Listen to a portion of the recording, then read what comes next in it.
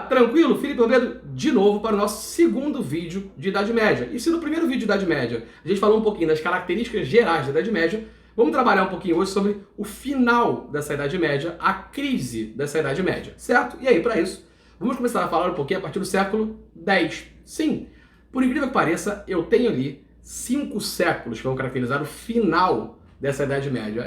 A história é longa, é uma longa duração, é um termo um pouco diferente, é um tempo diferente do nosso tempo atual. As coisas levam mais tempo para mudar.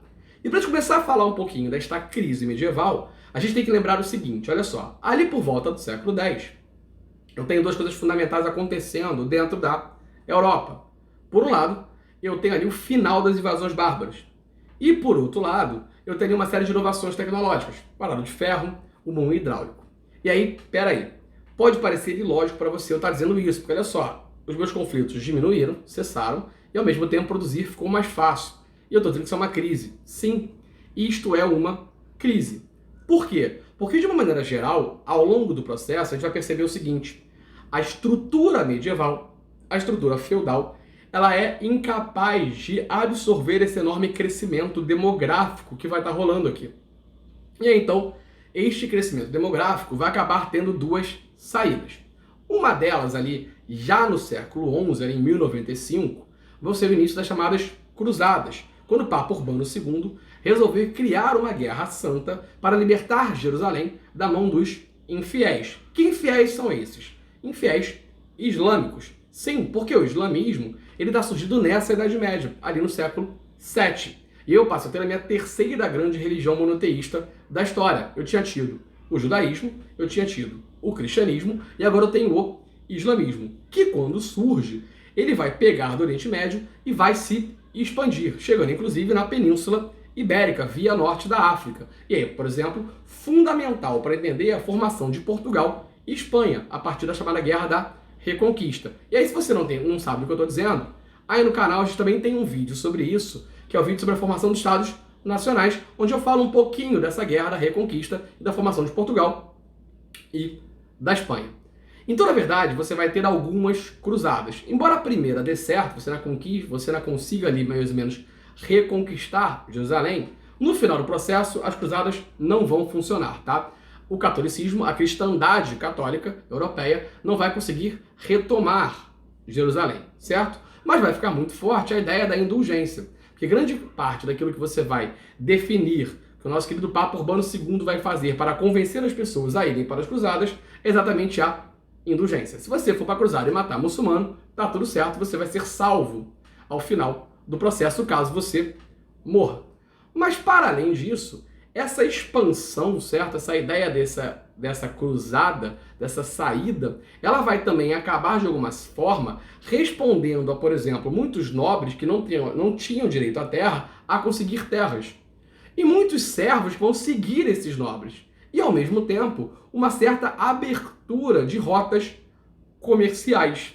Quando eu chegar ali muito no Oriente, muito ali no Mediterrâneo, por exemplo, que era dominado ali pelos muçulmanos durante um bom período, pelos islâmicos. Então, olha só, dentro desse período, para além das cruzadas, eu tenho outro elemento fundamental para a gente, que é o renascimento urbano e comercial. E aí, sim, tá? O termo é renascimento. Porque eu já tive na minha antiguidade, certo? Lá atrás, a ideia de eu ter tido ali, basicamente, uma lógica de cidades e de comércios bombando na Grécia, em Roma. Então eu tenho renascimento urbano e eu tenho renascimento comercial. E isso é fundamental. Por quê? O que acontece? Vai rolar essa ideia de que você vai passar a ter uma galera meio que expulsa dos feudos ou fugindo dos feudos, que vai passar a habitar algumas cidades muradas. Essas cidades muradas medievais, elas vão receber um nome. Eu vou chamar essas cidades muradas de burgos. E aí, olha que interessante. Quem mora no burgo? O burguês. E aí, neste exato momento, vai começar a emergir na história pra gente uma nova classe fundamental pra gente. A chamada burguesia, certo? Muito ligada ao comércio, os meus comerciantes. E essa burguesia vai ser importante porque exatamente, vamos lembrar, quando ela surge, ela não vai surgir no primeiro ou no segundo momento ali da nossa pirâmide social. Lembra? Clero, nobreza e servo. A burguesia, obviamente, surge na base dessa pirâmide, certo? Ela não é o servo, mas ela não tem os privilégios, por exemplo, que você vai ter, é a ideia de um clero e de uma nobreza quando você formar uma lógica absolutista, por exemplo. E aí grande parte dessa burguesia vai lutar na Idade Moderna, que é a idade que vem logo depois da Idade Média, para poder mudar a forma de pensamento da sociedade para, no final do processo, ela dar um golpe e tomar o poder. A ideia da Revolução Francesa. Então você está retomando uma vida urbana, você está retomando uma lógica comercial. Vão começar a surgir, por exemplo, aqui as grandes corporações de ofício, certo? Vão começar a surgir aqui, por exemplo, as feiras medievais. Vão surgir as guildas, que vão formar as ligas, como por exemplo a Liga Hanseática. Então percebe que eu estou começando a mudar um pouco essa lógica de produtividade. Não é que eu não estou dizendo que você vai deixar de ter uma questão agrária. Não, mas eu estou retomando uma ideia de um comércio, retomando uma ideia de uma vida urbana e principalmente trazendo agora uma nova classe fundamental nessa transformação. Tudo bem? Ao mesmo tempo, isso vai rolando até que a gente chegue no século XIV. E aí o que acontece na verdade? O século XIV ele vai ser um período extremamente complicado para essa Europa ocidental. Por quê? Por uma questão climática, por exemplo, eu vou ter chuvas intensas nessa Europa, em áreas europeias, que vão dificultar a minha produção de alimentos. E aí, une-se essa ideia da dificuldade de produção de alimentos, aliada à ideia, por exemplo, de um crescimento demográfico, que a gente está vindo daquele processo ali desde o século X, eu vou ter uma enorme fome na Europa nesse momento. A tal da Grande Fome.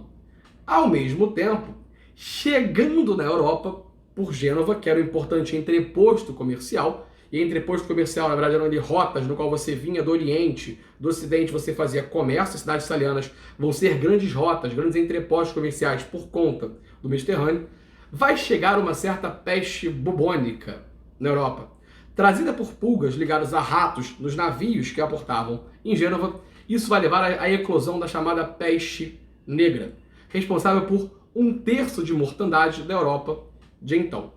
E para coroar o século XIV, Inglaterra e França vão se degladiar na chamada Guerra dos 100 Anos, certo? No qual Inglaterra e França disputarão poder. A guerra famosa pela figura de Joana d'Arc, e fundamental para que a gente possa entender posteriormente tanto a formação da Inglaterra como a formação da França, certo? Então olha só, este século XIV é um século de enormes convulsões sociais, né? Então, para além da fome, para além da peste negra, para além da Guerra de 100 Anos, eu teria uma série de revoluções camponesas, por exemplo. E aí, tudo isso, toda essa lógica conturbada, toda essa lógica preocupante, vai fazer com que, por exemplo, parte de uma nobreza comece a enxergar na ideia de uma centralização política uma forma de se resguardar e de se defender das convulsões sociais. E aí a gente começa, então, a caminhar para aquilo que é o início da Idade Moderna. E aí, conselho que eu dou para você, dá uma olhada no vídeo que fala da formação dos Estados Nacionais, porque ela vai concluir exatamente a partir desse processo, nessa transição que alguns chamam de feudal capitalista ou da Idade Média para a Idade Moderna. Beleza? É um vídeo mais curto, mas importante para você entender o que é esse momento, o que é esse elemento. Depois, se vocês quiserem, a gente faz um vídeo só sobre a Guerra dos 100 Anos, certo? Mas é uma questão mais específica, não costuma parecer tão forte numa prova. Agora, essa tríade é importante, guerra, peste e fome, para que a gente possa discutir e entrar na Idade Moderna. Beleza? Um beijo e até o próximo vídeo.